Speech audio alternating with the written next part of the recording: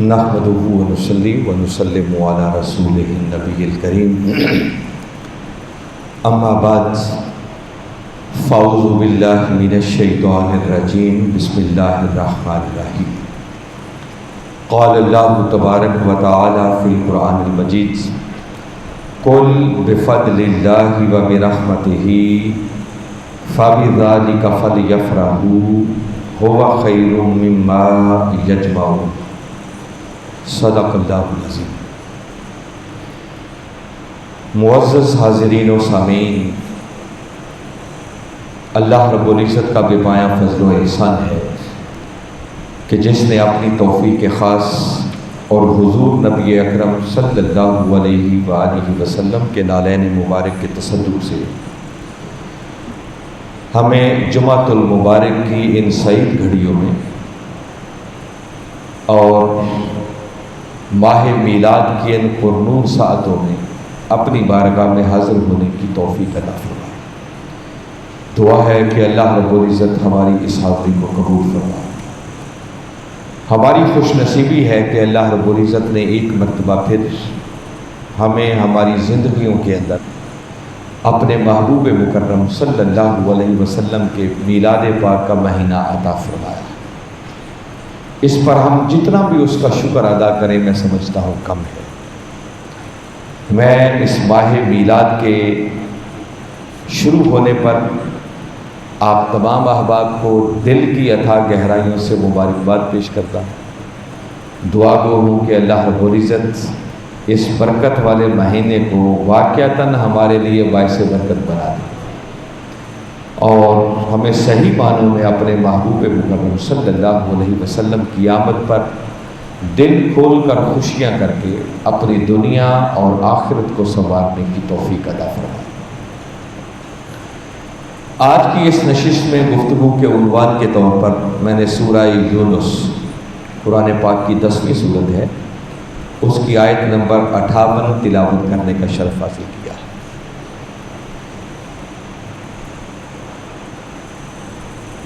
اور آج کی اس نشست میں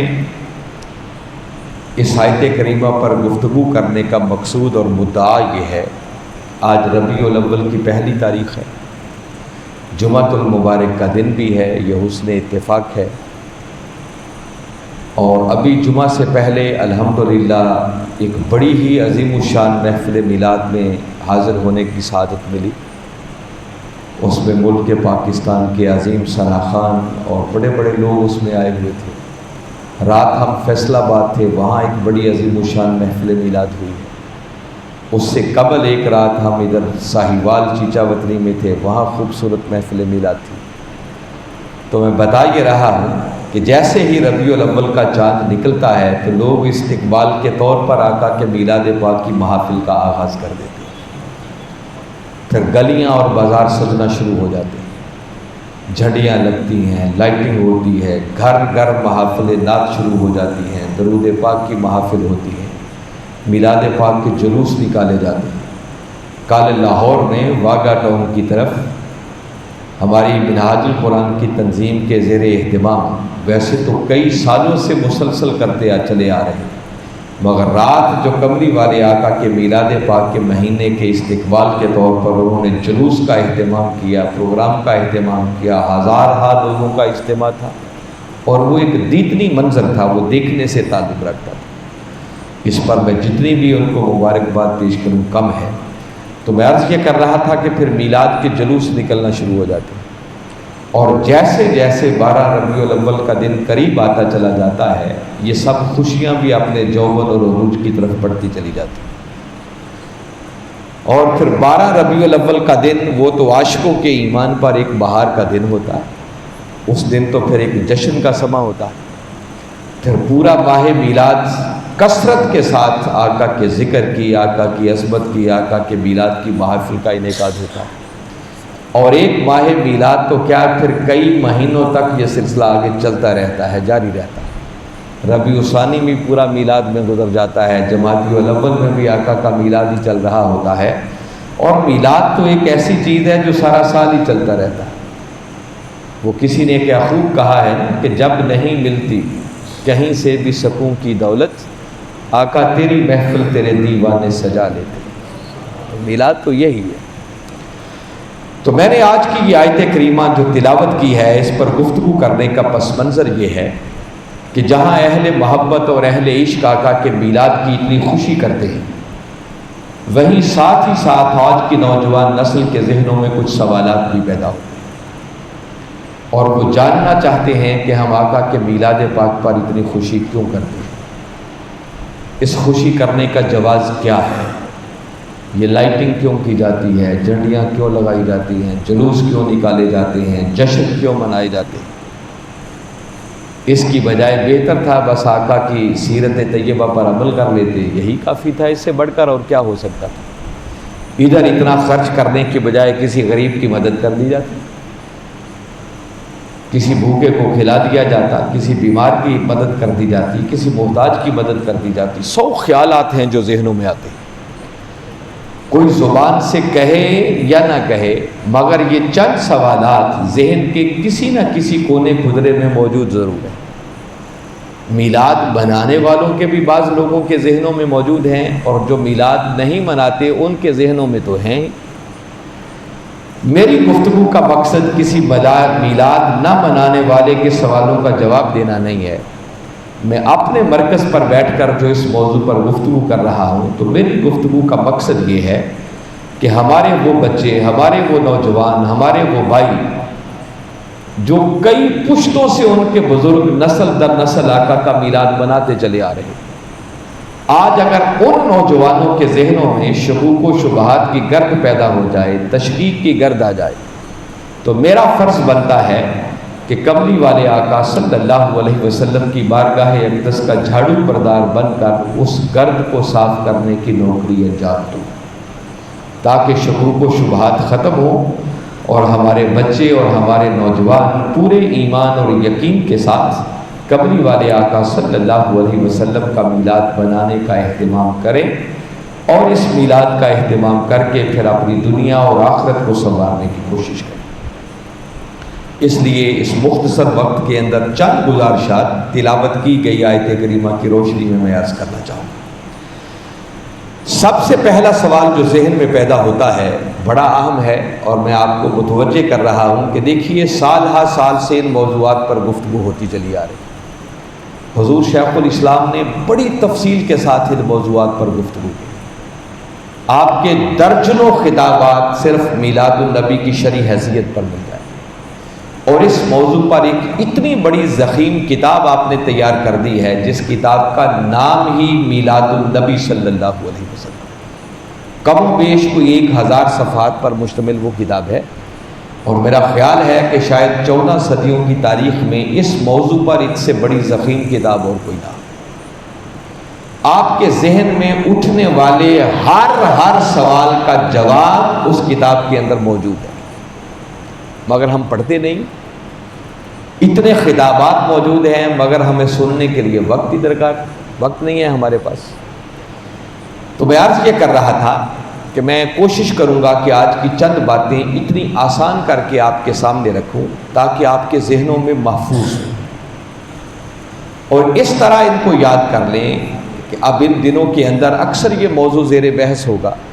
اگر کسی ایسے شخص سے آپ کا واسطہ پڑ جائے جو میلاد پر آپ کے ذہنوں کے اندر اس کے کوئی سوالات ہیں، کوئی تشکیک پائی جاتی ہے، کوئی اعتراضات ہیں، تو اس کے سوالات اور اعتراضات سن کر پریشان ہوں کہ آپ اپنے علاقے کے اور مسجد کے امام اور خطیب کی طرف نہ جائیں، بلکہ آپ کے پاس خود بھی اتنا مواد ہونا چاہیے کہ وہیں کھڑے کھڑے اسے دلائل کے ساتھ اتنا سیٹسفائی کر دیں کہ پھر وہ میلاد پر اعتراض کرنے والا نہ رہے بلکہ وہ خود میلاد منانے والا بن جائے۔ ان باتوں کو یاد کریں، اپنے ذہنوں میں محفوظ کریں، علم کو آگے بڑھانا چاہیے۔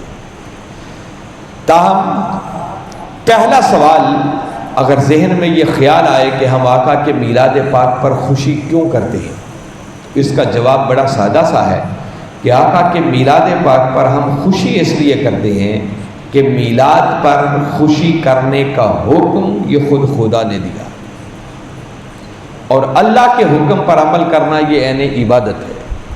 ہم عبادت سمجھ کر اللہ کا حکم جانتے ہوئے آقا کے میلاد پاک پر خوشیوں کا اہتمام کرتے ہیں۔ جب آپ اتنی بات کریں گے تو کچھ بعید نہیں ہے سننے والا آپ سے اگلا سوال کر دے کہ اگر میلاد پر خوشی کرنا یہ اللہ کا حکم ہے تو اس کی کوئی دلیل، اس کی کوئی سند؟ خالی ہمارے کہنے سے تو کوئی نہیں مان جائے گا۔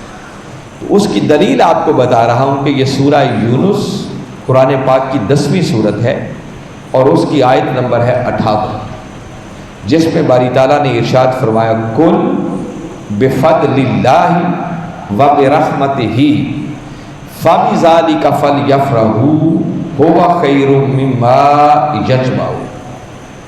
باری تعالیٰ اپنے محبوب مکرم صلی اللہ علیہ وسلم سے مخاطب ہو کر فرما رہے ہیں کہ اے میرے محبوب مکرم صلی اللہ علیہ وسلم، ذرا آپ اپنی میٹھی میٹھی زبان سے اعلان کر دو، ان لوگوں کو بتا دو بفضل اللہ و برحمتہ کہ یہ جو ان پر اللہ کا فضل اور اس کی رحمت ہوئی ہے، فبذالک فلیفرحوا، پس انہیں چاہیے کہ اس فضل اور رحمت کے ملنے پر دل کھول کر خوشیاں منائیں۔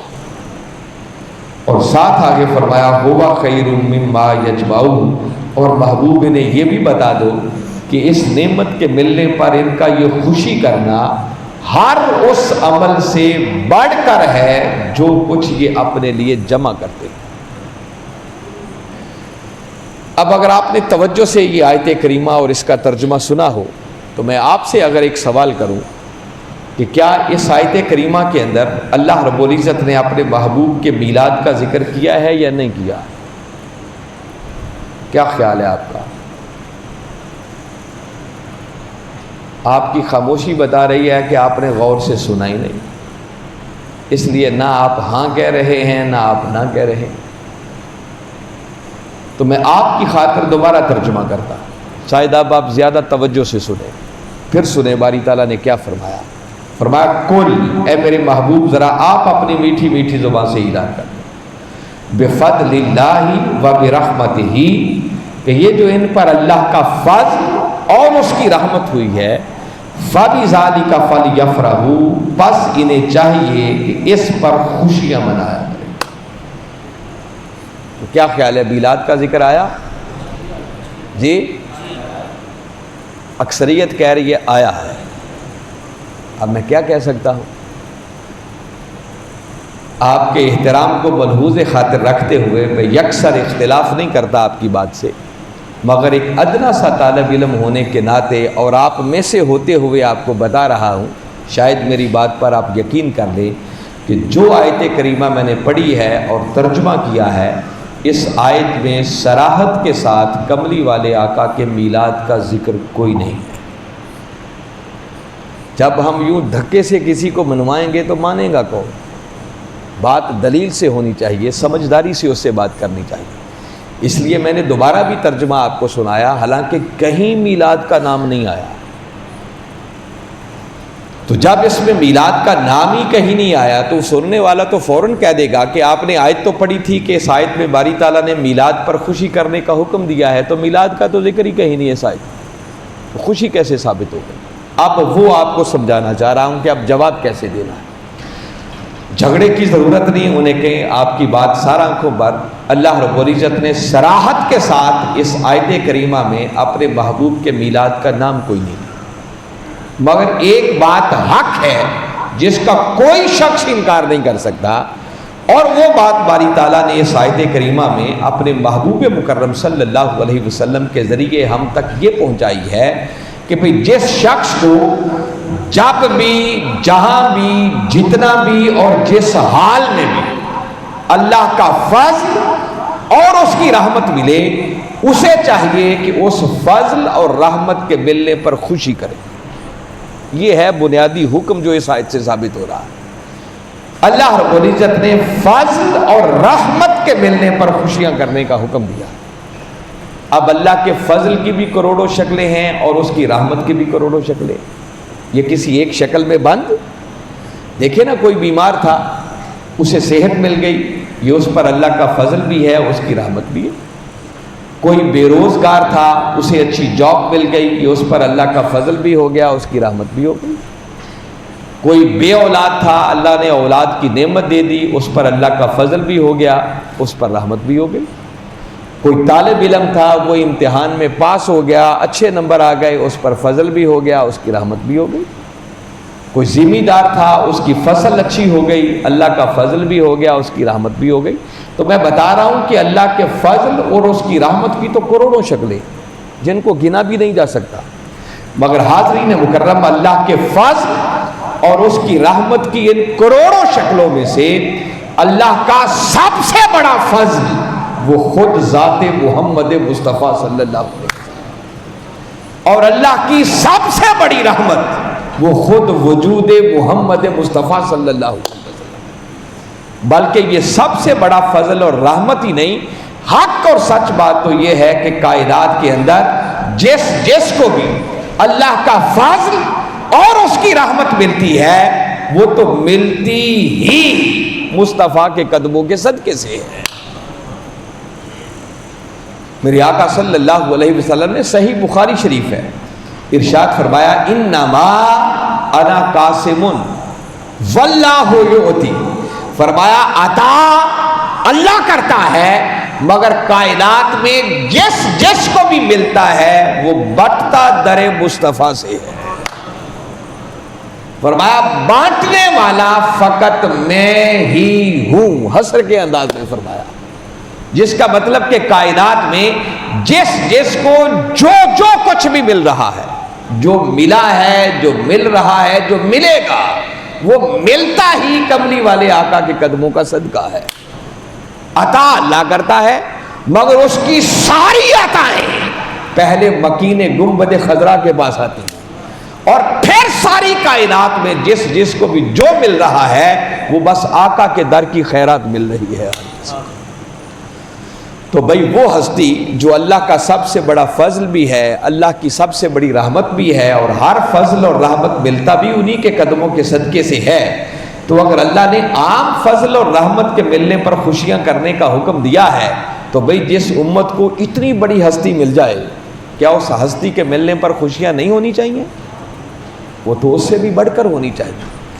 اس زاویہ نگاہ سے جب آپ بات سمجھائیں گے تو خود بخود سمجھ آ جائے گی کہ آقا کی آمد پر ہم خوشیاں اس لیے کرتے ہیں کہ آقا کا آنا تھا، اللہ کا فضل بھی مل گیا، اللہ کی رحمت بھی مل گئی۔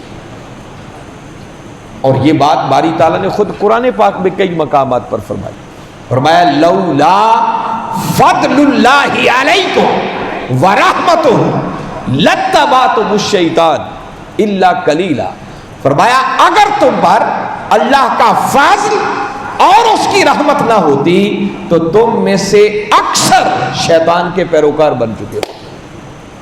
یہ جو فرمایا کہ اگر ان پر اللہ کا فضل نہ ہوتا، اللہ کی رحمت نہ ہوتی، تو مفسرین نے لکھا ہے کہ جس فضل اور رحمت کی بات ہو رہی ہے، اس سے مراد اور کوئی نہیں ہے، اس سے مراد ذات محمد مصطفیٰ صلی اللہ علیہ وسلم، کملی والے آقا صلی اللہ علیہ وسلم آئے، آپ کی آمد ہوئی تو آپ کے آنے کی وجہ سے گمراہ ہدایت کی راہ پر چلنا شروع ہو گئے، شیطان کی اتباع سے بچ گئے، شیطان کی پیروی سے بچ گئے۔ تو مفسرین نے اس آیت کریمہ کی تفسیر میں لکھا ہے کہ یہاں فضل سے مراد بھی آقا کی ذات ہے اور رحمت سے مراد بھی آقا کی ذات مبارک ہے۔ پھر آپ وہ آیت کریمہ معروف ہے جس میں آپ اکثر پڑھتے اور سنتے ہیں کہ باری تعالیٰ نے فرمایا وَمَا أَرْسَلْنَاكَ إِلَّا رَحْمَةً لِّلْعَالَمِينَ، فرمایا پیارے ہم نے آپ کو سب جہانوں کے لیے سراپا رحمت بنا کر بھیجا ہے۔ تو اللہ کی سب سے بڑی رحمت وہ خود وجود محمد مصطفیٰ صلی اللہ علیہ وسلم۔ جب اللہ نے عام فضل اور رحمت کے ملنے پر خوشی کرنے کا حکم دیا ہے تو بھئی جو ہستی اللہ کا سب سے بڑا فضل بھی ہو، رحمت بھی ہو، اور ہر فضل اور رحمت ملتا بھی انہی کے قدموں کے صدقے سے ہو، تو اس ہستی کے ملنے پر تو پھر اس سے بھی بڑھ کر خوشیاں ہونی چاہیے۔ دوسری بات ایک ایمان افروز جو بتانا چاہ رہا ہوں، یہ سورہ یونس میرے سامنے ہے، جو آیت کریمہ میں نے تلاوت کیا ہے اس سے متصل پچھلی آیت، اس میں باری تعالیٰ نے قرآن کی بات کی ہے۔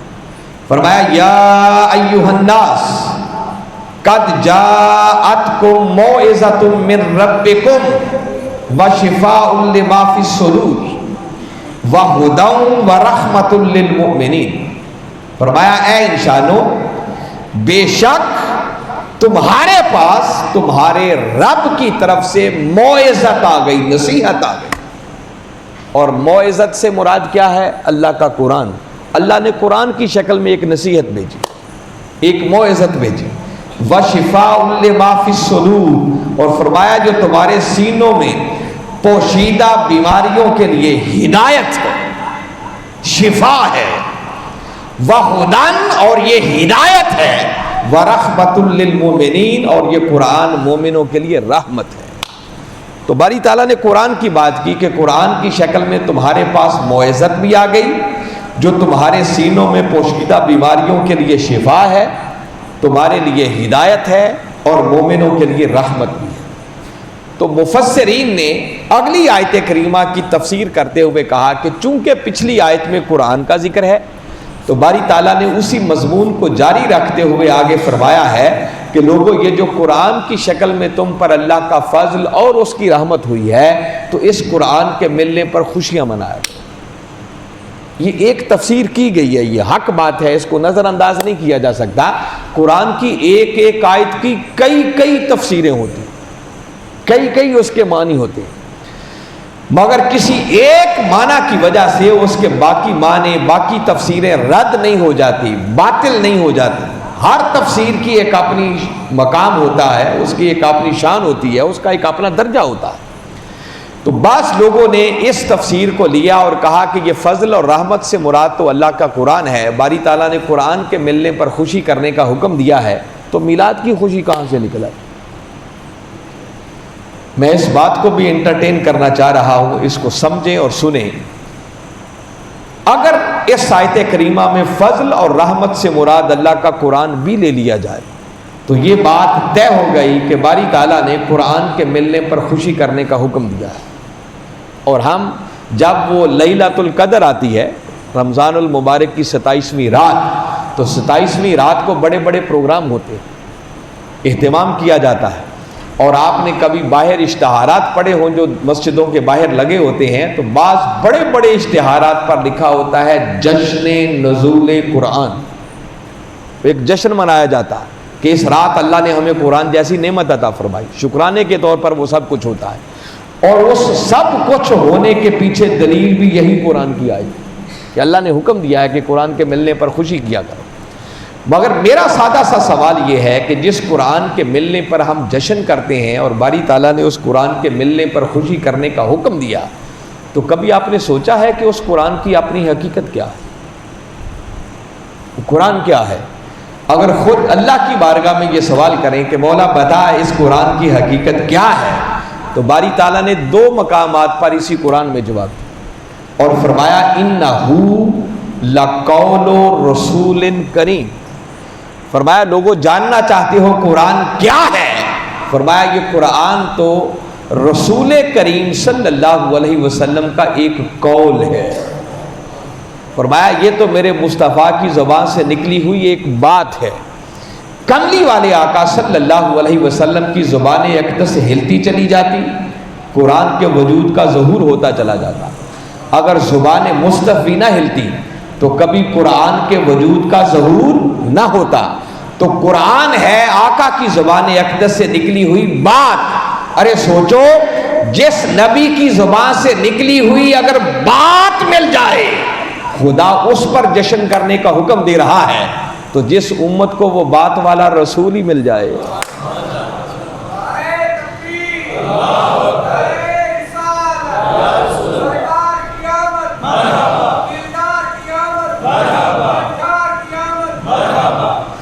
تو اگر فضل اور رحمت سے مراد قرآن بھی لے لیا جائے تو تب بھی آقا کی آمد پر تو اس سے بھی بڑھ کر خوشیاں کرنا ثابت ہو رہا، نظر انداز نہیں کیا جا سکتا.